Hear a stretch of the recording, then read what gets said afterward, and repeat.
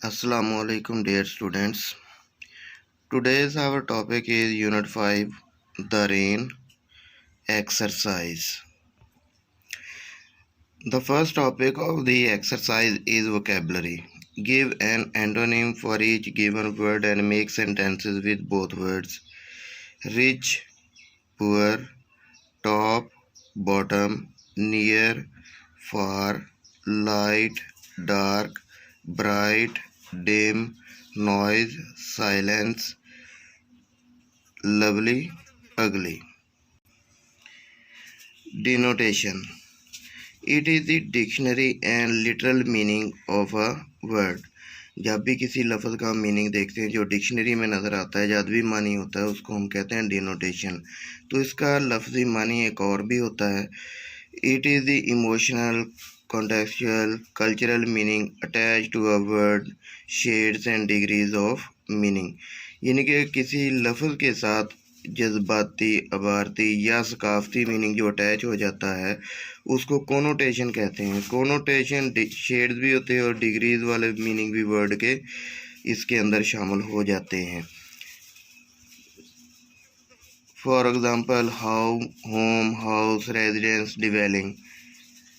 Denotation, all these words meaning a place in which someone lives। यानी कि अगर हम इसका डिनोटेशन मीनिंग देखते हैं तो ऐसी जगह की बात हम समझते हैं कि जिस जहाँ पर कोई शख्स रहता हो। तो कोनोटेशन के लिहाज से इसके मीनिंग थोड़े डिफरेंट हो जाते हैं। होम, इसको हम कोजी कहते हैं, loving, comfortable, feeling of security. House, house the actual building होती है।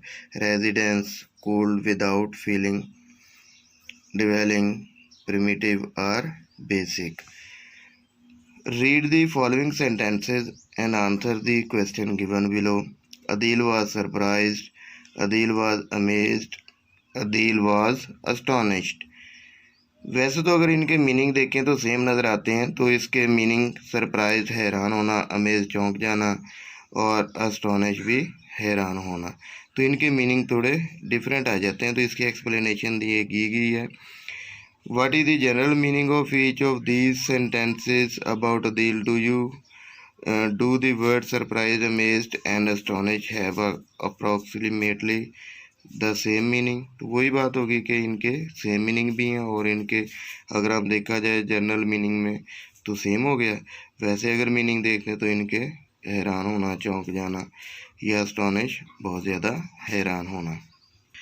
नेक्स्ट इसकी एक्सरसाइज दी हुई है। एक्सरसाइज सी में है, which connotation is more positive. Connotation हमारे पास पॉजिटिव और नेगेटिव हो सकती है। अगर अच्छाई के लिहाज से है तो पॉजिटिव है। अगर हम कुछ बुराई के लिहाज से यानी कि उसके उलट मीनिंग के लिहाज से लेते हैं तो वो नेगेटिव हो जाती है। जिस तरह फर्स्ट टॉपिक है, our trip to the Cuda mine was fine, अच्छा, वंडरफुल, बहुत ही अच्छा, आला, हैरत अंगेज। तो इसमें ज़्यादा अच्छा जो मीनिंग बन रहा है वो wonderful. Dash people rode on the roller coaster, तो ब्रेव, बहादुर, फॉल हार्डी, उजड़ा हुआ। तो यहाँ पर क्या आ जाएगा? Brave. We saw dash animals in the zoo, fascinating, wide, fascinating, आला, चौंका देने वाले, वाइड, बंधे हुए। तो यहाँ पर इसका ज़्यादा अच्छा मीनिंग क्या है? बहुत ही आला, हैरत अंगेज। Some of the monkeys made dash faces, हॉरिलस, जो शीले वगैरह, और अम्यूजिंग, लोगों को खुश कर देने वाले। तो यहाँ पर अम्यूजिंग है। Every one had a dash on or her face on the way home, घर जाते हुए हर शख्स के चेहरे पर स्माइल होनी चाहिए या तंजिया मुस्कुराहट होनी चाहिए। स्मिर्क, तंजिया मुस्कुराहट। तो यहाँ पर आंसर क्या होगा? स्माइल। नेक्स्ट हमारे पास इसका डी टॉपिक है, which connotation is more negative. We dash souvenirs at the cuda mines, cheap, सस्ते, इनएक्सपेंसिव, कम खर्च। तो यहाँ पर नेगेटिव क्या है? सस्ते। I ate a dash sandwich, soggy.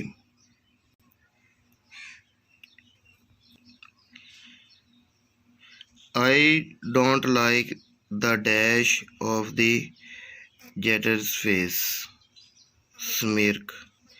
It made me feel frightened, give synonym of the following words, इन वर्ड्स के सिनोनिम लिखने हैं। Shine, glaze, bright, illuminate, noise, clamour, lovely, pretty. Question answers हमने कल पढ़ लिए थे। नेक्स्ट है metaphor. A figure of speech in which N applied comparison is made between two unlike things. दो एक जैसी चीज़ें नहीं हैं, उनके अंदर एक कंपैरिजन लाना, जिसको हम इस्तारा कहते हैं। जैसे एग्जाम्पल में है he was a line in the battle. अब लाइन की खूबी उसके अंदर बताई गई है, हालांकि दोनों एक दूसरे से उलट है। इंसान और जो लाइन है उसकी खसूसियात एक जैसी नहीं है, लेकिन बहादुरी एक जैसी है। खूबी की वजह से उनको कंपेयर किया जा रहा है। The striker was a goal machine, the moon was a misty shadow. Next इसके select the choice that explain the meaning of metaphor as it is used in the sentence. Junaid is an ox. The metaphor is an ox means ox की जो बहादुर यानी कि मजबूती के लिए इस्तेमाल किया जाता है, यानी कि ताकतवर के लिए, तो आंसर बनेगा जुनैद इज स्ट्रॉन्ग। दूसरे में है Waleed is really couch potato. The metaphor couch potato means ये सुस्ती के लिए कॉच पोटैटो इस्तेमाल करते हैं, इसलिए Waleed is lazy. Shahid is a volcano after hearing his brothers borrowed his car without permission. तो the metaphor Shahid is a volcano, ये वॉल्केनो जो हम एंग्री के लिए इस्तेमाल करते हैं, गुस्से से लाल पीला होना, तो शाहिद इज़ एंग्री। सेकंड है Lubna is apple of her father eye. Apple of her eyes यानी कि आंखों का तारा होना, प्यारा होना। Lubna is loved by her father. Next है Maria was feeling blue after her cat was hit by a car. ये यानी कि उसका कार से फीलिंग ब्लू से मुराद है बहुत ज़्यादा अफसरदा हो जाना। Maria was sad.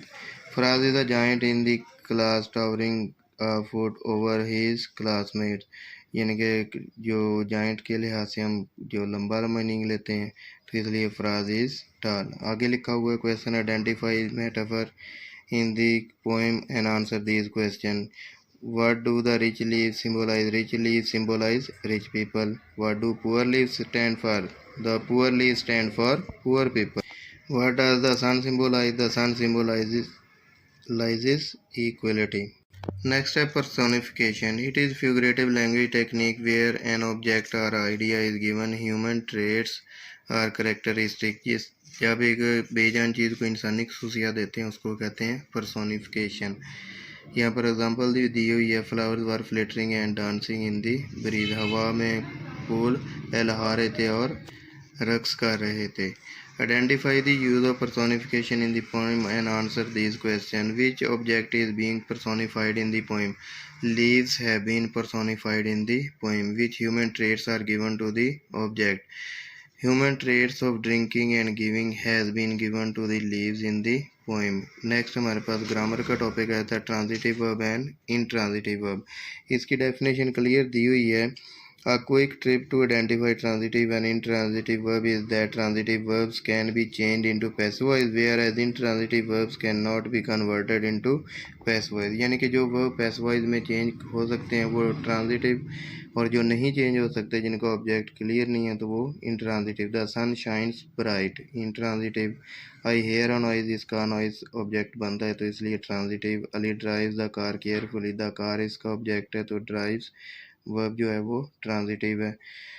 You got angry with your sister, sister यहाँ पर ऑब्जेक्ट के तौर पे यूज हुआ है तो यहाँ पर transitive. Sarmad at a lot of sweets, a lot of sweets जो ऑब्जेक्ट बनता है इसलिए एट जो वर्ब है वो ट्रांजिटिव है। Everyone tried very hard to win the race, यहाँ पर ऑब्जेक्ट नहीं है इसलिए intransitive. She knows the secret, यहाँ पर द सीक्रेट ऑब्जेक्ट है तो इसलिए ये ट्रांजिटिव वर्ब। नेक्स्ट हमारे पास है proposition of movement and direction. Fill in the blanks with appropriate proposition. Proposition जो हमें तस्वीर के लिहाज से बताई गई है, शादिया इज गोइंग, अब ऊपर जा रहे हैं तो इसलिए अब। The furniture is dash the van, ये वैन के अंदर है इसलिए in. My friend lives in a flat, अब ये फ्लैट ऊपर है इसलिए above. The boss is coming, अब ये कॉरिडोर के अंदर है इसलिए in. There is a garage dash the house, garage घर के साथ है तो इसलिए बाय। वी वॉकड ये इर्द गिर्द है इसलिए अराउंड।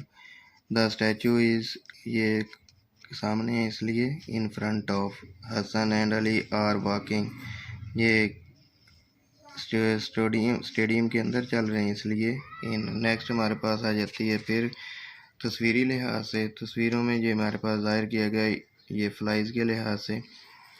इट फ्लू यहाँ चेयर के अंडर है तो फिर ये इसकी जो it crawl through the chair leg और इसकी लेग्स के गिर्द क्रॉल करती है इसलिए थोड़ा सा इसलिए थ्रो हो गया। इट स्टॉप्ड ये टेबल के ऊपर जाकर रुक जाती है इसलिए ऑन।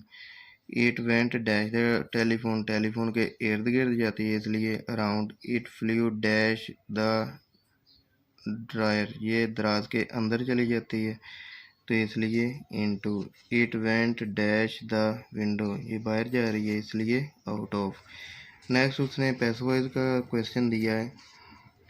सेंटेंस में लिखा है we dash a letter the day before yesterday to send past indefinite के लिहाज से सेंड को we were sent. This car dash it's too old यहाँ पे नॉट स्टिल पास्ट इंडेफिनिट तो यहाँ पर वर्ब उसने दिया हुआ है नॉट स्टिल तो ये हमारे पास पास्ट इंडेफिनिट के लिहाज से बनेगा वाज नॉट स्टोलन।